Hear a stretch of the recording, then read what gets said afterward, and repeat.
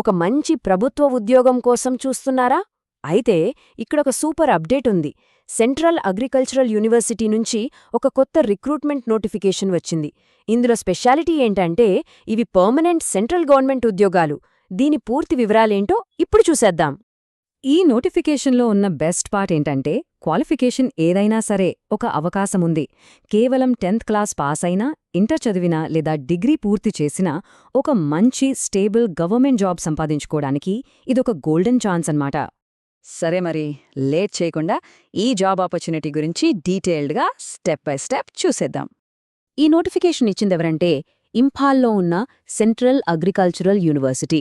ఒకటి గుర్తుంచుకోవాలి, ఇవి టెంపరరీ లేదా కాంట్రాక్ట్ పోస్టులు కాదు, డైరెక్ట్ రిక్రూట్మెంట్ ద్వారా భర్తీ చేసే పర్మనెంట్ నాన్ టీచింగ్ ఉద్యోగాలు. అంటే జాబ్ సెక్యూరిటీ ఫుల్ గ్యారంటీ. అన్నిటికన్నా ముఖ్యంగా ఏ రాష్ట్రానికి చెందిన వాళ్ళైనా సరే అప్లై చేసుకోవచ్చు. రైట్, ఇప్పుడు మోస్ట్ ఇంపార్టెంట్ పార్ట్కి వచ్చేసాం. అసలు ఏ పోస్టులున్నాయి, వాటికి క్వాలిఫికేషన్స్ ఏంటి, వివరంగా చూద్దాం. ఈ టేబుల్ని ఒకసారి జాగ్రత్తగా చూడండి. కేవలం 10th పాస్ అయ్యారా? అయితే మీకోసం ఎంటీఎస్ పోస్ట్ ఉంది. దీనికి మాక్సిమం ఏజ్ 25 సంవత్సరాలు. ఇంటర్మీడియట్ కంప్లీట్ చేసిన వాళ్లకు ఎల్డీసీ పోస్టుకు అవకాశం ఉంది. ఇక డిగ్రీ ఉన్న అభ్యర్థుల కోసం యూడీసీ పోస్ట్ ఖాళీగా ఉంది. చూశారు కదా, దాదాపు ప్రతి ఒక్కరికి ఇక్కడ ఒక అవకాశం. సరే, క్వాలిఫికేషన్స్తో పాటు కొన్ని పోస్టులకు కొన్ని స్పెషల్ స్కిల్స్ కూడా అడుగుతున్నారు. ఫర్ ఎగ్జాంపుల్, ఎల్డీసీ పోస్టుకు కంప్యూటర్ నాలెడ్జ్తో పాటు టైపింగ్ స్పీడ్ కూడా ఉండాలి. అలాగే డ్రైవర్ పోస్టుకు ఎక్స్పీరియన్స్ అవసరం. అయితే ఇక్కడ ఫ్రెషర్స్కు ఒక గుడ్ న్యూస్ ఏంటంటే ఎంటీఎస్ ఇంకా యూడీసీ పోస్టులకు ఎలాంటి ఎక్స్పీరియన్స్ అవసరం లేదు. ఉద్యోగం అంటే కేవలం భద్రత మాత్రమే కాదు, మంచి జీతం కూడా ముఖ్యం కదా. మరి ఈ పోస్టులకు శాలరీ ఎంత వస్తుందో ఇప్పుడు చూద్దాం. ఈ గ్రాఫ్ చూశారంటే జీతాలు ఎంత బాగున్నాయో అర్థమవుతుంది. జస్ట్ 10th క్లాస్ క్వాలిఫికేషన్తో ఎంటీఎస్ ఉద్యోగానికి స్టార్టింగ్లోనే చేతికి సుమారుగా 35,000 రూపాయలు వస్తుంది. ఇక ఎల్డీసీ పోస్టుకైతే ఆల్మోస్ట్ 45,000. డిగ్రీ అర్హతతో యూడీసీ పోస్టుకు ఏకంగా 50,000 వరకు శాలరీ ఉంటుంది. ఇది జస్ట్ బేసిక్ పే కాదు, గుర్తుంచుకోండి, సెంట్రల్ గవర్నమెంట్ అలవెన్సులన్నీ కలుపుకుని చేతికి వచ్చే మొత్తం శాలరీ అన్నమాట. జీతం, క్వాలిఫికేషన్స్ అన్నీ బాగున్నాయి, కానీ అప్లై చేసే ప్రాసెస్ దగ్గరే చాలామంది కన్ఫ్యూజ్ అవుతారు, చిన్న చిన్న తప్పులు చేస్తుంటారు. సో ఎలాంటి మిస్టేక్స్ లేకుండా ఎలా అప్లై చేయాలో స్టెప్ బై స్టెప్ చూద్దాం. ఇక్కడ కొంచెం జాగ్రత్తగా వినాలి, ఎందుకంటే అప్లికేషన్ ప్రాసెస్లో 2 భాగాలున్నాయి. ఫస్ట్ది ఆన్లైన్.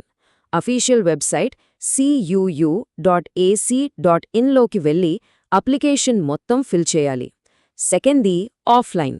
ఆన్లైన్లో సబ్మిట్ చేసిన అప్లికేషన్ ఫామ్ని ప్రింట్ తీసుకుని దానికి అవసరమైన సర్టిఫికేట్ కాపీలన్నీ జతచేసి పోస్ట్ ద్వారా పంపాలి. గుర్తుంచుకోండి, ఈ 2 పనులు చేస్తేనే అప్లికేషన్ కంప్లీట్ అయినట్టు. పంపించాల్సిన అడ్రస్ ఇదే. కావాలంటే ఒక స్క్రీన్ షాట్ తీసి పెట్టుకోండి. The registrar, central agricultural university, Imphal. తప్పు అడ్రస్కి పంపకుండా కేవలం ఈ అడ్రస్కే పంపేలా చూసుకోవాలి. ఓకే, అప్లికేషన్ పంపేశాక నెక్స్ట్ ఏంటి? సెలక్షన్ ప్రాసెస్ ఎలా ఉంటుంది?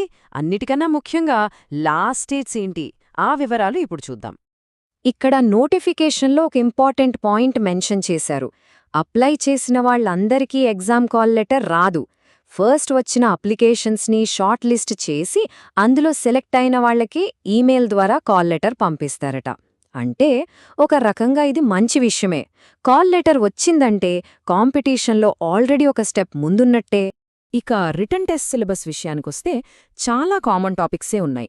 Reasoning, general awareness, maths, English. Exam తర్వాత ఎల్డీసీ లాంటి పోస్టులకు టైపింగ్ టెస్ట్ లాంటి స్కిల్ టెస్ట్ ఉంటుంది. కానీ ఎంటీఎస్ అభ్యర్థులకు ఒక పెద్ద ప్లస్ పాయింట్ ఉంది. అదేంటంటే వీళ్లకు స్కిల్ టెస్ట్ లాంటివి ఏమీ ఉండవు. జస్ట్ ఆ ఒక్క రిటన్ ఎగ్జామ్లో మంచి స్కోర్ చేస్తే చాలు, జాబ్ వచ్చినట్టే.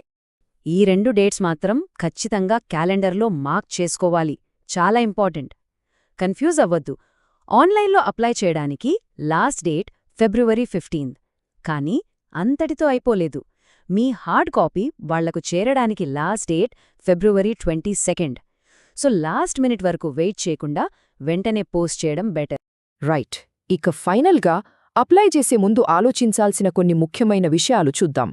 అప్లికేషన్ ఫీజు చూస్తే జనరల్, ఓబీసీ, ఈడబ్ల్యూఎస్ కేటగిరీ వాళ్లకు 500 రూపాయలుంది.